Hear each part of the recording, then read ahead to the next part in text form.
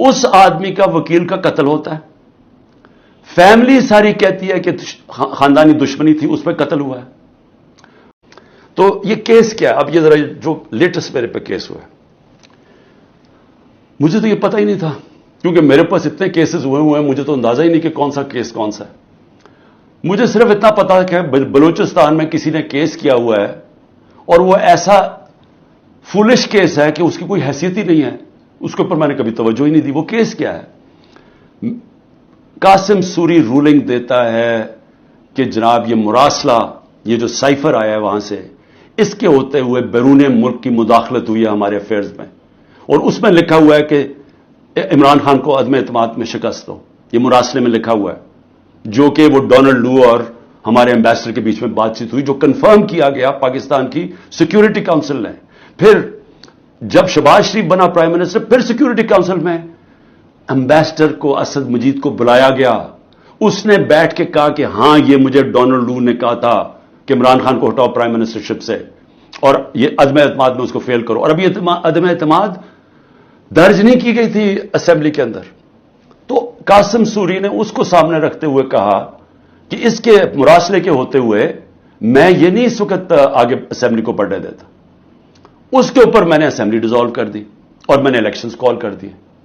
अब ये आदमी कह रहा था कि वो जो इलेक्शंस मैंने कॉल किए हैं उसके ऊपर आर्टिकल 6 लगना चाहिए। तो सुप्रीम कोर्ट ने तो पहले ही रूलिंग दे दी थी, उन्होंने तो उसका सिर्फ कासिम सूरी का जो रूलिंग थी उसको उन्होंने अनलॉफुल डिक्लेयर कर दिया।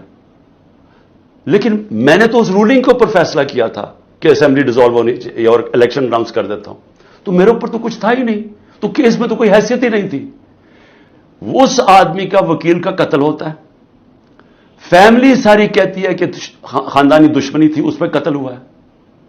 वहां पहुंच जाते हैं, यानी वो पता चलता है कि 9:30 बजे उसका कत्ल होता है।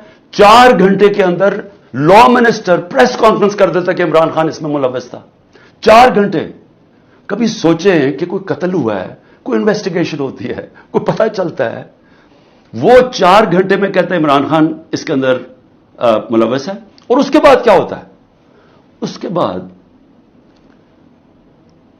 आईजी उठाता है उसके बेटे को, रात तक आईजी उसको अपने पास रखता है, और उससे फिर एक और स्टेटमेंट आ जाती है कि जी ये इमरान खान ने कत्ल करवाया मेरे बाप को। अब पहले मैं ये समझना चाहता हूं कि इमरान खान ने कितने अपने जिंदगी में कत्ल करवाए?